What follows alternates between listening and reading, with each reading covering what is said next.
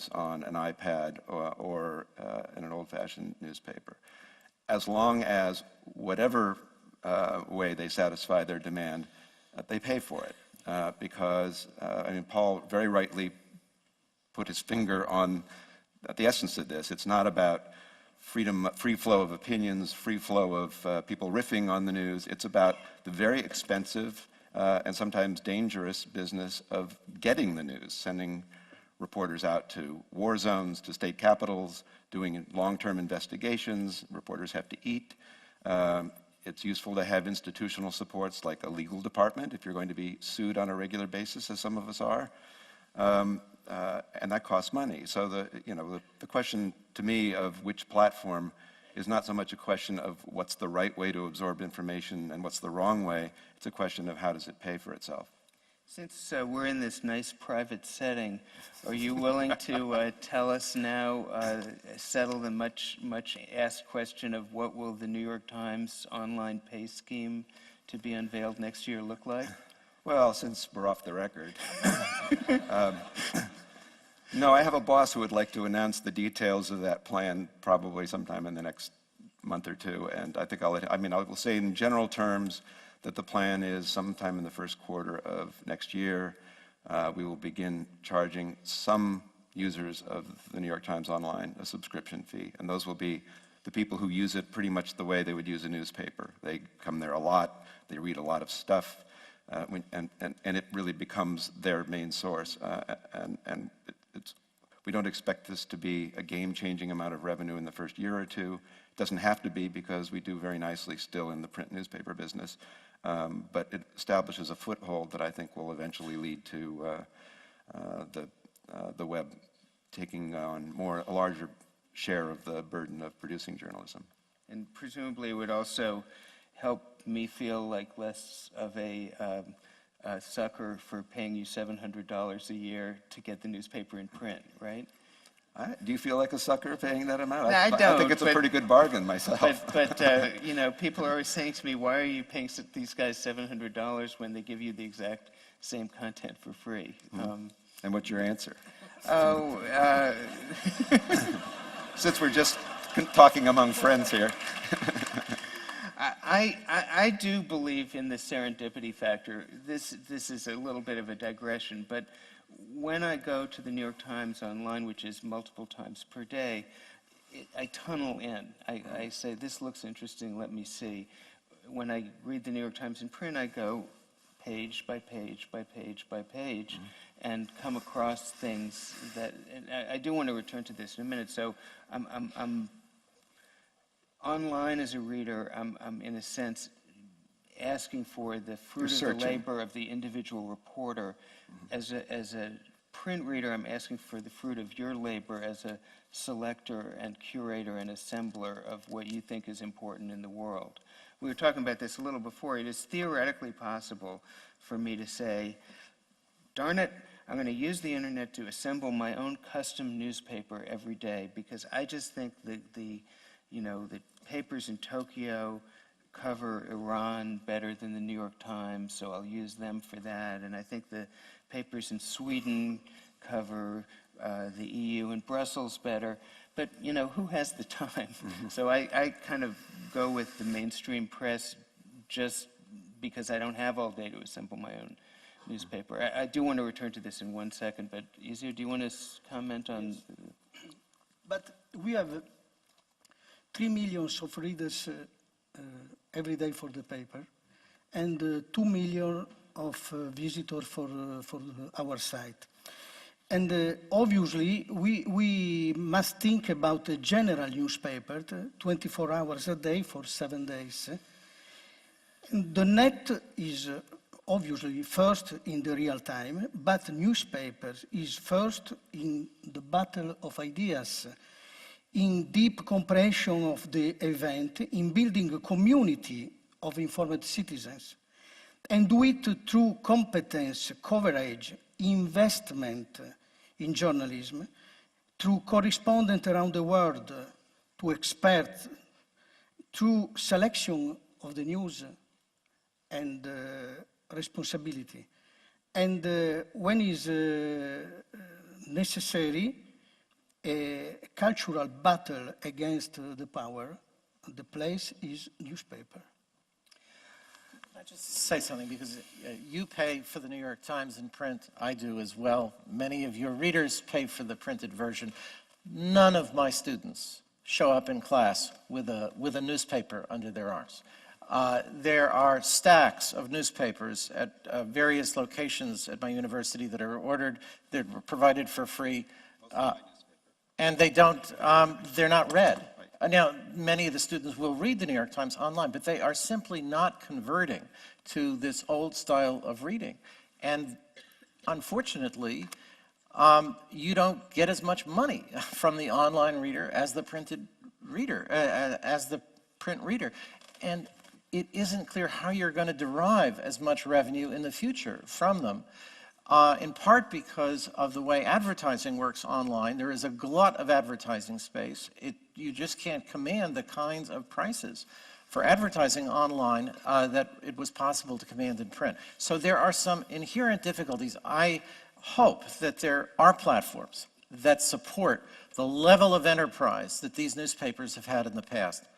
I don't worry that you'll disappear, but I do worry that these platforms may not support that expansive a journalistic enterprise, covering all the different kinds of things that you have in the past: international reporting, local reporting, national reporting. That's the difficulty. The likelihood that the sphere of professional disciplined reporting will shrink.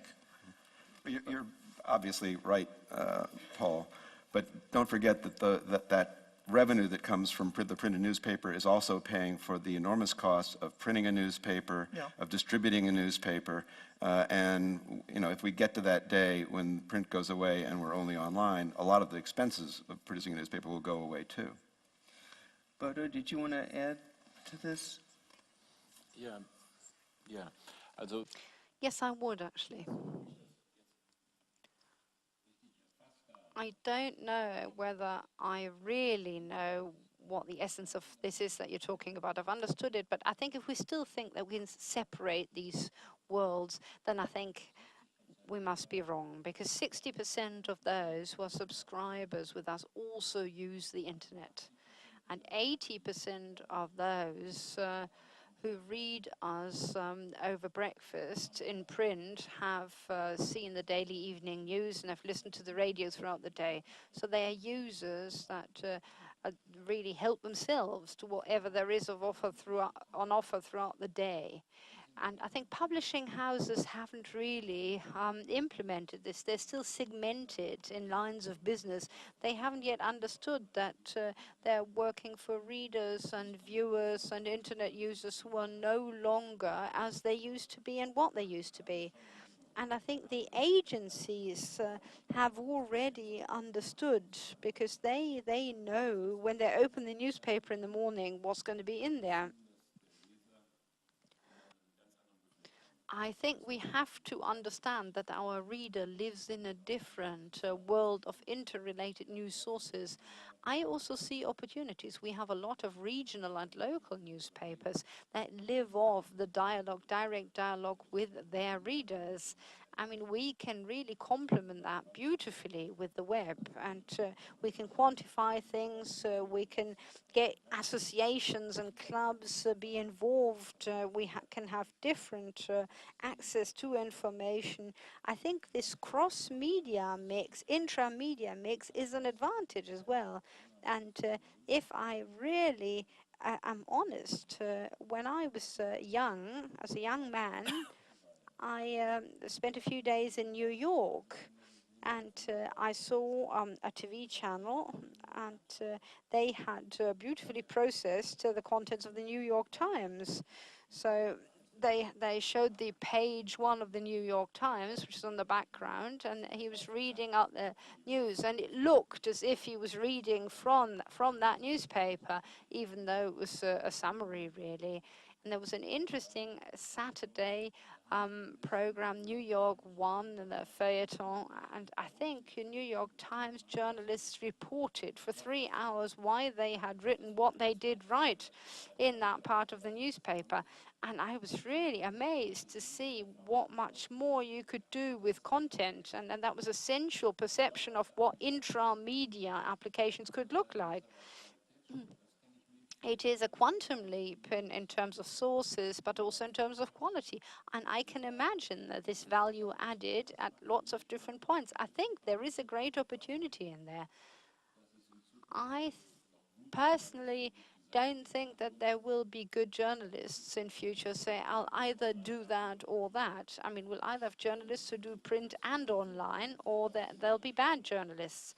So I think this job has a great opportunity, but I think it will require an adjustment. But I think it's a mandatory development.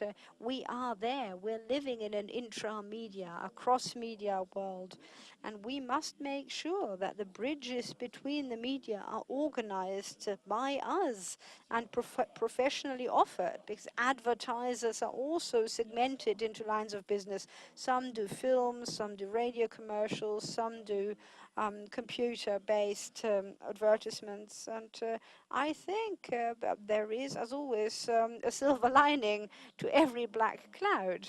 I think the day when they no longer want to have us on print, but only on a screen, that is not shocking for us. It'll make it cheaper for us as well. Journalism will not die, but printers might have a problem. Okay, let me switch to a slightly different topic and try to move a little more over to the democracy side of the ledger from the media side. All of you have held up as an ideal a form of journalism. I can't remember how many times I've heard the word objective, but the idea is that there is a news organization that is professionalized, that reaches a kind of a general audience, though perhaps an educated general audience. What it's selling to its audience, the value it provides, is substantially judgment and selection, contextualizing. It tries to present a view of the world that doesn't come from a political position. It tries to cover a wide range of topics. So this leads to two questions, one on the media side, one on the democracy side. On the media side, the question is the marketplace really supporting that kind of journalism outside of the lucky organizations you happen to work for? To my knowledge, in the US, by far the fastest growing news organization is Bloomberg News, which produces specialized news, financial news. I don't think I'm aware of a news organization producing this kind of general news that we're holding up as the ideal that is in fact growing in terms of staffing levels, although all of them are growing, as you pointed out, Bill, in terms of internet audience. So the first question is, wouldn't a number of trends, including the internet, lead to a natural new business model that's more fragmented and specialized? And then on the democracy side, does that matter? How important is it for democracies to function well to have these big box, professionalized, politically neutral audiences for newspapers and other news organizations? Right. Well, I think there is something to worry about. It may be that we're more worried about this in the United States than people are here. There is a shift taking place.